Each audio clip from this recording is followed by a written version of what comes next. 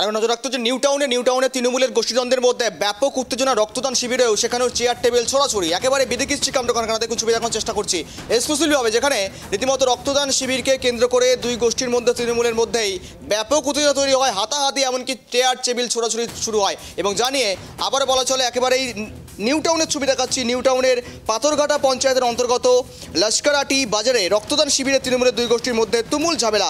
রক্তদান শিবিরের অনুষ্ঠানের মধ্যে চেয়ার ছোড়াছড়ি, সেই সময় সেখানে উপস্থিত ছিলেন তৃণমূল নেতা শুভশ্রী দত্তও। এমন ঘটনায় রীতিমতো কিন্তু আবারও প্রশ্ন উঠে আসছে তৃণমূলের মধ্যে গোষ্ঠীদ্বন্দ্বের যেই তথ্য তা কিন্তু সামনে আবারও পুনরায় আসছে। অর্থাৎ রাজারহাটের ছবি দেখাচ্ছি, রক্তদান শিবিরে চেয়ার ছোড়াছড়ি।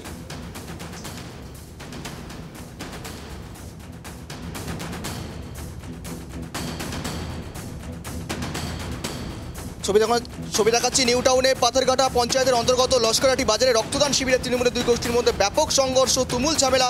রক্তদান শিবির অনুষ্ঠানের মধ্যে চেয়ার ছোড়াছুড়ি, সেই সময় উপস্থিত ছিলেন তৃণমূল নেতা শুভশ্রী দত্ত। আরও আপডেট নেওয়া যাবে, ভালো করে আপডেট নেব। সঙ্গে রয়েছে তোতন প্রতিনিধি তোতন। একেবারে রক্তদান শিবিরেও চেয়ার ছোড়াছুড়ি, তৃণমূলের দুই গোষ্ঠীর মধ্যে সংঘর্ষ, ঘটনার সূত্রপাত কোথা থেকে?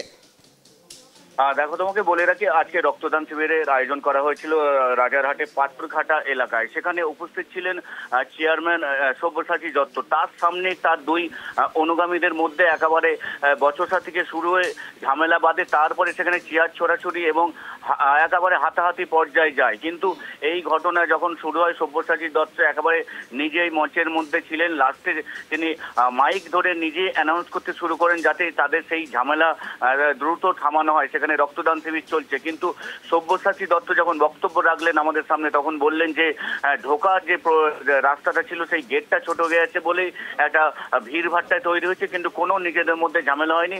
তারা বুঝতে পারেনি প্রথমে এত সমাগম হবে না রক্তদান শিবিরে।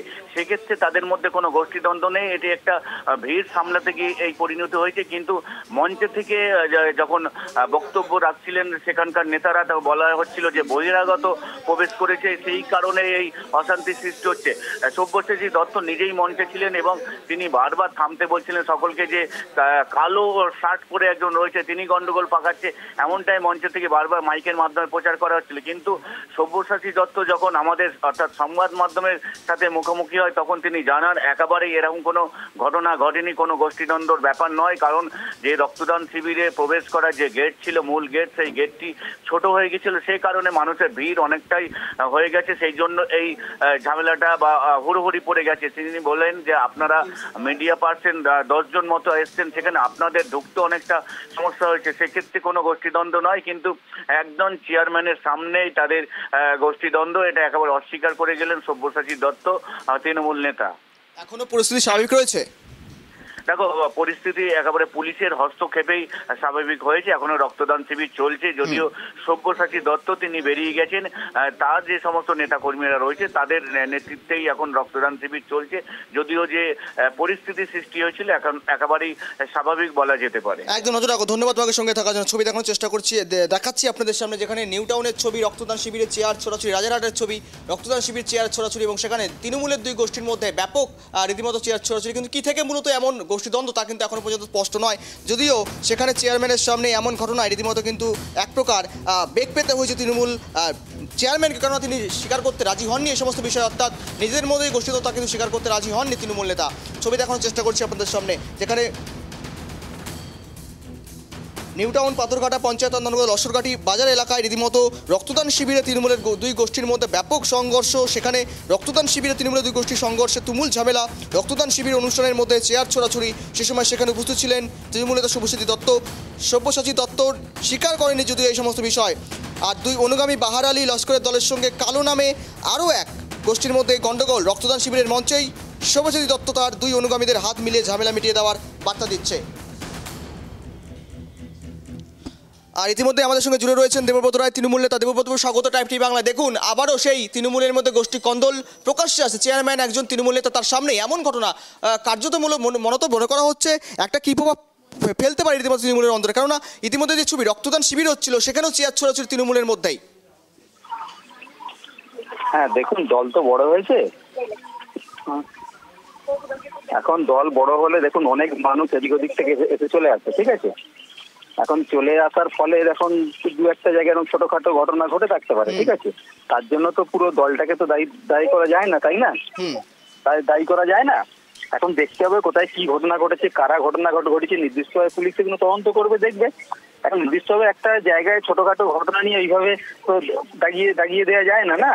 অর্থাৎ আপনারা কি মেনে নিচ্ছেন আপনাদের তৃণমূলের মধ্যে গোষ্ঠী কন্দল রয়েছে? কেননা বিভিন্ন ক্ষেত্রে এমন ছবি দেখা যাচ্ছে। না, এগুলো ওইভাবে বলা যায় না, না।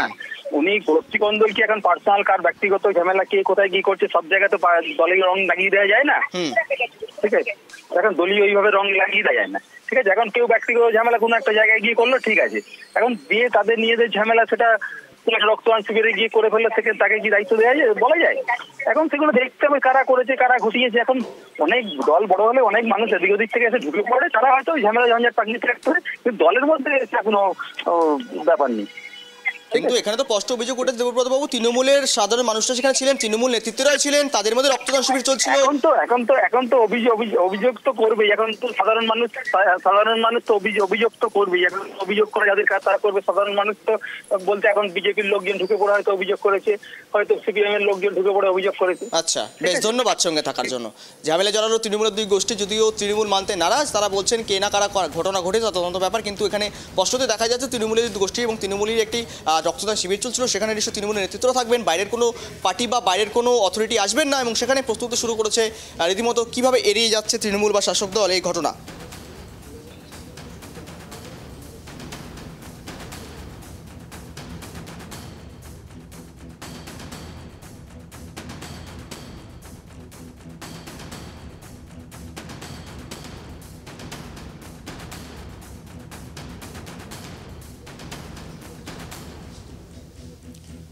রক্তদান শিবিরে চেয়ার ছোড়াছুড়ি, একেবারেই দেখুন যে ছবি, বিশৃঙ্খল পরিস্থিতি তৈরি হয় রক্তদান শিবিরেও। সেখানেও দুই অনুগামীর মধ্যে, একেবারে শুভেচ্ছা দত্তের দুই রকম অনুগামীর মধ্যে ব্যাপক সংঘর্ষ, অর্থাৎ দুই গোষ্ঠীর মধ্যে সংঘর্ষ। কিন্তু কি কারণে সংঘর্ষ, কি কারণ নিয়ে হলো এমন ঘটনা এখনো পর্যন্ত স্পষ্ট নয়। যদিও তৃণমূল কংগ্রেস এমনটা অস্বীকার করছে, তারা মানতে রাজি নয় এটা গোষ্ঠী কন্দল। যদিও স্পষ্টভাবে তারা বলছেন, যদিও তারা বিরোধীরা পাল্টা দাবি করছেন এটা গোষ্ঠী কন্দল ছাড়া অন্য কিছু হতে পারে না। ইতিমধ্যে আমাদের সঙ্গে জুড়ে রয়েছেন আলী হোসেন, বিজেপি নেতা। আলীবাবু, স্বাগত টাইম টিভি বাংলা। দেখুন, আবারও তৃণমূলের মধ্যে রীতিমতো গোষ্ঠী দ্বন্দ্ব দেখা যাচ্ছে চেয়ার ছোড়াছুড়ি রক্তদান শিবিরেও। যদিও তৃণমূল কংগ্রেস বলছে কে বা কারা ঘটিয়েছে তা তদন্ত হবে, কিন্তু স্পষ্ট বোঝা যাচ্ছে এখানে তৃণমূলের একটা সভা চলছে, তৃণমূলের রক্তদান শিবির চলছে। বাইরের কোনো পার্টি বা বাইরের কোনো অথরাইজেশন ব্যক্তিত্বরা কিন্তু যাবেন না, কিন্তু প্রশ্ন উঠতে শুরু করছে। আলীবাবু,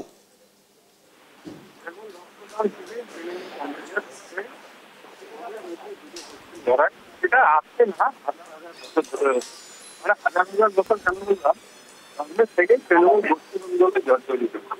এবার রক্তদান শিবির, যেটা সমাজের বিভিন্ন গরিব মানুষের বা সাধারণ মানুষের কাজে লাগবে সেই রক্ত, সেটাকে নিয়ে দেখুন তারা গোষ্ঠী বন্ধন করছে। ওখান থেকে কে কতটা ইনকাম করবে তার একটা রাস্তা, এটা পাওয়া যায়।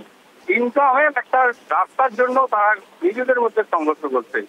তাহলে ওই রক্ত, ব্লাড ডোনেশন যারা রক্ত দিচ্ছে, তারা কি আমাকে বলুন তো, সত্যি তাদের মধ্যে কেউ আহত হয়েছে, তাদের কি কোনো রক্ত?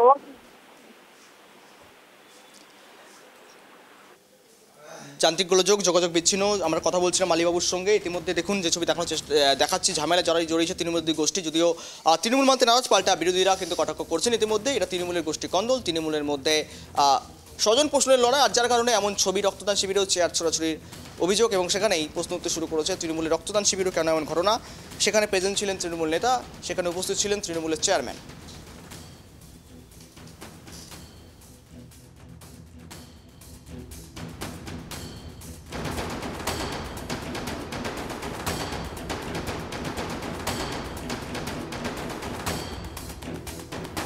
আমরা আবারও জুড়বো আলীবাবুর সঙ্গে। আলীবাবুর সঙ্গে রয়েছে। আলীবাবু, যেমনটা বলছিলেন, আমি বলছিলাম ওদের তৃণমূল কংগ্রেসের প্রথম থেকেই ওদের গোষ্ঠী কন্দল, এক দল, দুই দল, তিন দল, এ থেকে এই 5টা গ্রুপ ওদের সাথে তারা গোষ্ঠী কন্দলের সঙ্গে যুক্ত। সেই জন্য আমরা যেটা বলছি, ওরা যেখানেই কোনো কাজ করতে যাবে তারা গোষ্ঠী কন্দলটাই করবে, মারপিট করবে, গুলি করবে, এই তো তৃণমূল। সেই জন্য আমরা যেটা বলছি যে তৃণমূল গোষ্ঠী কন্দল তারা থাকতে পারবে না।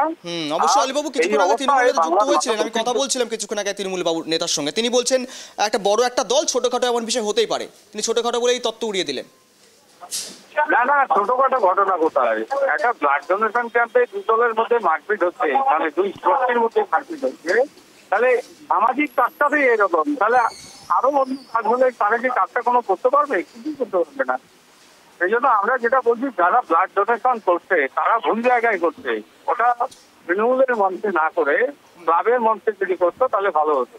অকারণে তাদের ব্লাডগুলো নষ্ট হয়ে যাবে, এটা কোনো আমাদের কাজে লাগবে না, লাগবে যারা আহত হয়েছে তাদের কাজে। আজকের এই ভর্তিগন্ডলের মারপিটের সঙ্গে যারা আহত হয়েছে তাদেরকে যদি ব্লাড লাগে, এই রক্তটা তাদের কাছেই লাগবে, বেশ। সাধারণ মানুষের কোনো উপকার নেই। বেশ, ধন্যবাদ আলী বাবুর সঙ্গে থাকার জন্য।